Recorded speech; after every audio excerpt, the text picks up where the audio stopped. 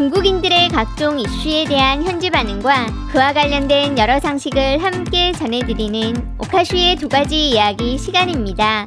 이번 시간에는 기술 관련 이야기를 소개해 드리려고 합니다. 최근 중국의 한 경제 관련 채널에 갑작스럽게 부진에 빠진 중국 첨단 산업 성장률에 대한 글이 올라와 많은 중국 네티즌들의 관심을 받고 있었습니다. 게시자는 올해 들어 중국의 첨단 기술 산업 성장률은 갑자기 수직 하락하면서 지난 20년 사이 처음으로 침체에 빠지게 되었고, 이런 현상은 외부의 과학기술 봉쇄가 중국 국내 첨단 산업 발전에 미치는 영향을 반영하고 있는 것일 수 있다며 글을 시작하였습니다. 그는 몇 해 전까지만 해도 중국의 첨단 산업은 급속 성장 추세를 유지해 왔으나 최근 들어 둔화가 시작됐다면서 중국 국가통계국에 따르면 올해 1분기 중국 첨단 산업의 부가가치는 전년 동기 대비 7.8% 증가로 작년의 9.6%보다 낮았고, 2분기 데이터는 훨씬 더 심각한 3.1%에 불과해 시장 예측치를 훨씬 밑돌았다고 적었습니다. 이러한 상황은 여러 가지 원인이 있겠지만 가장 중요한 점은 해외 일부 국가들이 중국 기업에게 핵심 기술 판매를 금지하고 국제협력에 있어 중국 기업 참여 제한 조치를 시행했다는 것이라며, 이로 인해 많은 중국 첨단 산업 기업들이 원활한 사업 진행에 큰 어려움을 겪게 된 것이라고 하였습니다. 그리고 중국 국내 첨단 산업은 내부적인 문제도 직면해 있다면서, 예를 들어 일부 기업들은 기술 혁신에서 뒤처져 시장의 변화를 따라가지 못하는 현상을 보이고 있고, 어떤 곳들은 운영과 관리에 있어 부족한 면이 존재해 효율 저하를 불러오고 있다며, 이런 문제들 역시 첨단 기술 산업 발전에 일정 부분 영향을 주고 있다고 적었습니다. 끝으로 첨단 기술 산업이야말로 젊은이들의 주요 취업 분야이기 때문에 이런 추세로 가게 된다면 실업률의 상승으로 큰 부담이 될 수 있다며, 이번 성장률 하락은 다양한 관점에서 분석하고 해결이 필요한 복잡한 문제로 정부와 기업이 모두 기술 혁신과 관리 수준 향상을 위해 투자를 강화하고 동시에 외부 환경 변화에 적극적인 대응 역시 필요하다는 말로 글을 마쳤습니다. 내부 혁신은 없고 외부 기술에만 의지하는 건 오래 갈 수 있는 길이 아니다. 다들 공무원 시험 보러 간 거 하나를 보면 둘을 할 수 있지. 외국이 베끼지 못하게 하고 훔치지 못하게 하는 거다. 예전의 발전은 전부 다 외부에 의존했었다는 뜻이잖아. 그간의 군사와 우주기술의 획기적 진보는 솔직히 말해서 당시 소련 붕괴랑 엄청 큰 관련이 있는 거임. 아는 사람은 다 안다고. 우크라이나 도움 없었으면 중국 국방 현대화라는 오늘은 없었던 건데, 결과적으로 기술 받아놓고 러시아 지원으로 돌아선 건데, 이런 멍청함은 이미 언어로 묘사할 수가 없다. 미국 아니었음 우린 100% 우크라이나 지지했겠지.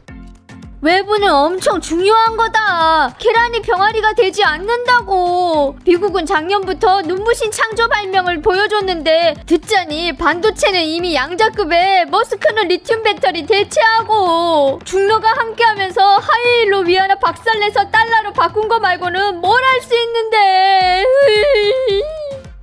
왜 이 길을 선택한 건지 이해가 안 간다.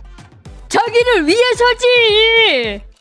이 길을 가지 않으면 영원히 선진국이 될 수 없는 거야. 그렇게 간단한 거라고. 네 생각에 계속 가방이랑 양말 생산하며 부자 되고 선진국 된다고 보는 거야? 그 어떤 혁신할 힘도 없는데 어떻게 선진국이 돼? 네가 혁신이 없는 거겠지. 시간 있으면 국제기초학과 전기간행물하고 특허 찾아봐봐. 중국은 요 몇 년간 전부 다 세계 상위였으니까. 네가 말한 건 SCI 논문이지. 거의 다 남들 거 모방한 거고 오리지널은 거의 없다고.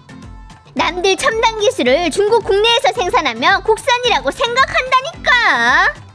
왜 이렇게 중국이 잘 안 될 거라는 사람이 많냐? 왜 이 많은 사람들이 중국 발전을 못 봐주고 중국이 좋은 생활하는 걸 못 봐주는데, 우리가 니들 조상묘라도 팠음?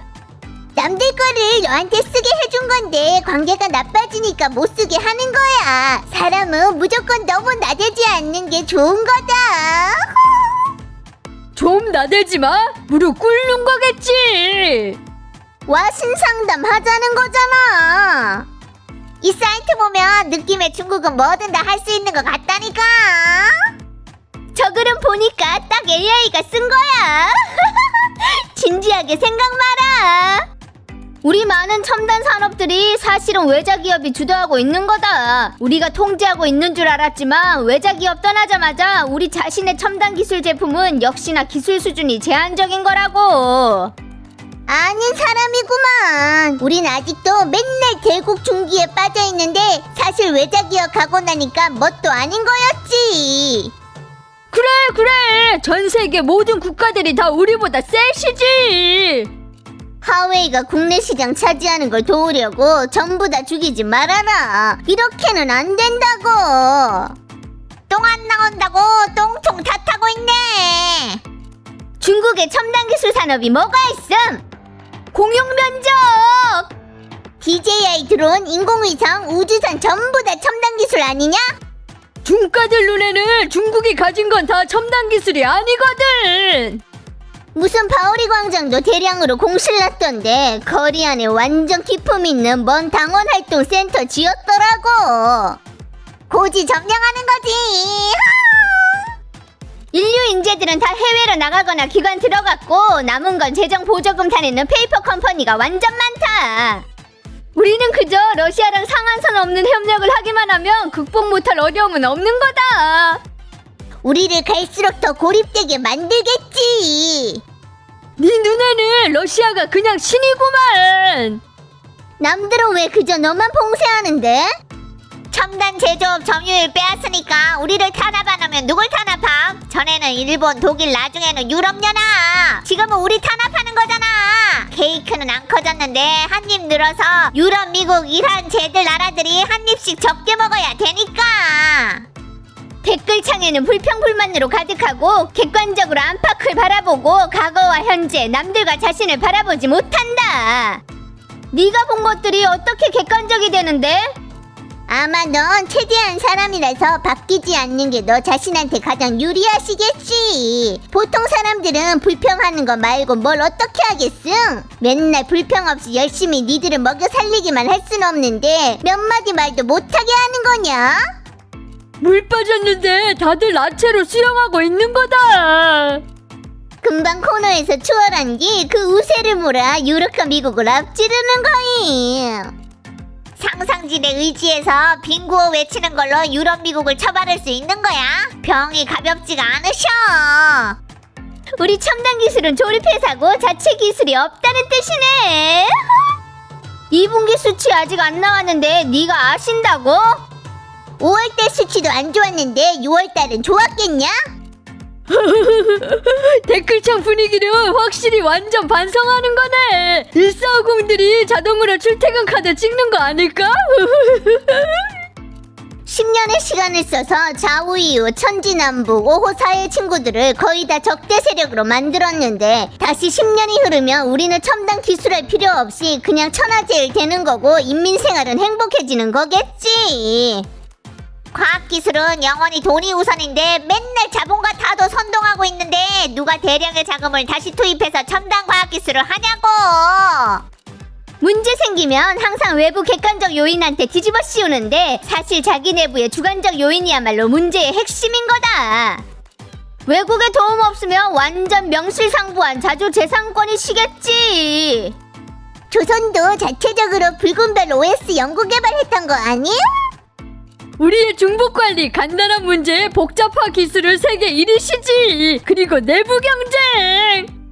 조국한테 지금 가장 중요한 건 어떻게 타이완을 통일시키냐는 거지. 다른 건 다 작은 일이야. 타이완 통일하면 아름다운 삶이 따라오는 거임?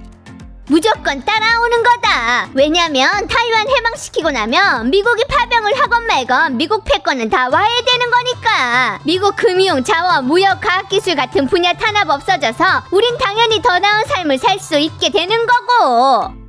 꼭 미국이 타이완한테 기대서 살아가는 것처럼 말하네. 타이완 돌아오면 관리 어려움은 홍콩 몇 배야. 경제를 안정적으로 하는 거야말로 가장 먼저다. 중국 국내 환경이 어떻게 됐는데. 남들 부품 사서 조립해놓고 지들 첨단 과학기술 산업이라고 말했지. 베낄 게 없어지셨어. 삼성, 애플 같은 회사들 생산 라인 옮겨갔으니 첨단 기술 수출은 100% 하락이지. 광인 일기다.